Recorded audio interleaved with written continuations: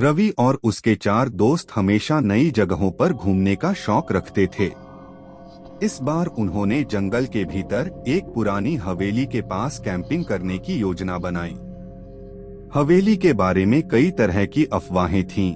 कहा जाता था कि रात होते ही हवेली में अजीब घटनाएं होने लगती थीं और वहां जाने वाले लोग कभी लौटकर नहीं आते थे।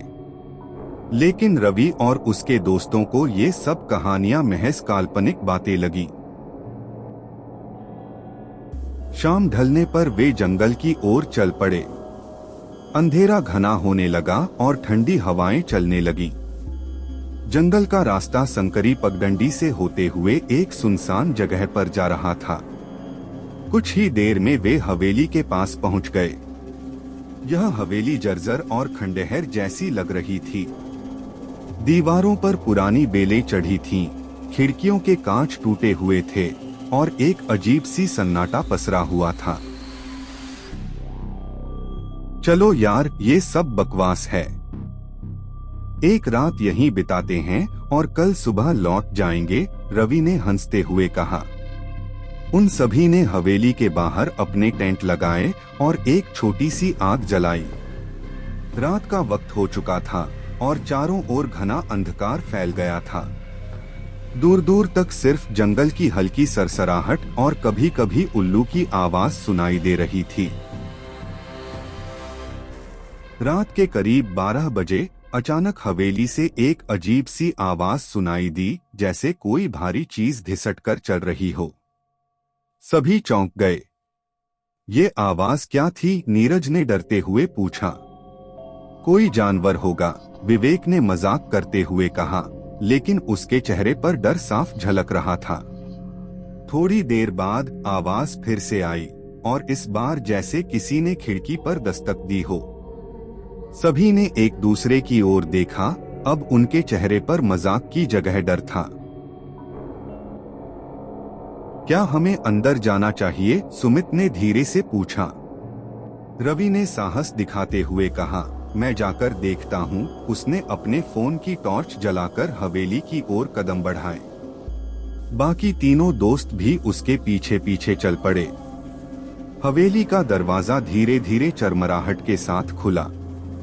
अंदर का माहौल ठंडा और भयानक था, जैसे सालों से वहां कोई नहीं आया है।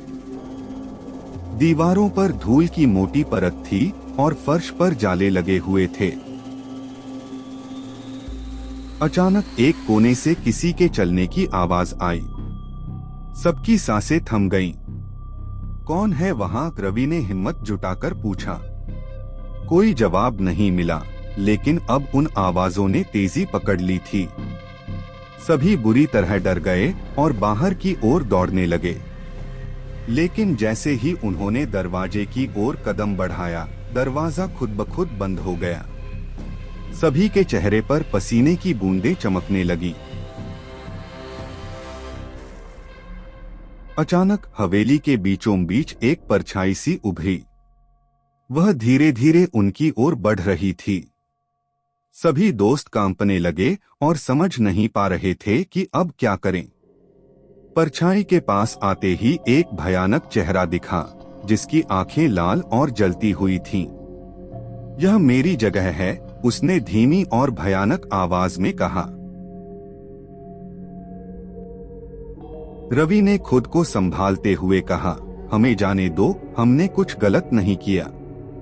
लेकिन वह परछाई हंसने लगी, यहाँ जो आता है वो वापस नहीं जाता। तभी नीरज की नजर हवेली की दीवार पर पड़ी, जहाँ बड़े अक्षरों में लिखा था, जो लालच में आता है वही मारा जाता है। नीरज ने कांपते हुए कहा, हमने इस जगह का सम्मान नहीं किया। यह हवेली किसी श्राप का हिस्सा है। हमें तुरंत माफी मांगनी चाहिए। रवि ने तुरंत अपने घुटनों पर बैठकर माफी मांगी और बाकी दोस्तों ने भी उसका साथ दिया। कुछ ही पलों में वह परछाई हवा में घुलने लगी और हवेली के दरवाजे धीरे धीरे खुल गए। सभी दोस्तों ने बिना देरी किए हवेली से बाहर कदम रखा और जंगल की ओर भागे। यह रात उनके जीवन की सबसे डरावनी रात थी। उन्होंने सीखा कि हर जगह की एक कहानी होती है और उसे आदर देना चाहिए। लालच, घमंड या अवमानना कभी कभी आपको ऐसी मुसीबतों में डाल सकती है जिनसे निकलना असंभव होता है। नैतिक शिक्षा। कभी भी किसी स्थान या व्यक्ति का अपमान नहीं करना चाहिए, क्योंकि हर जगह की अपनी एक पहचान और महत्व होता है।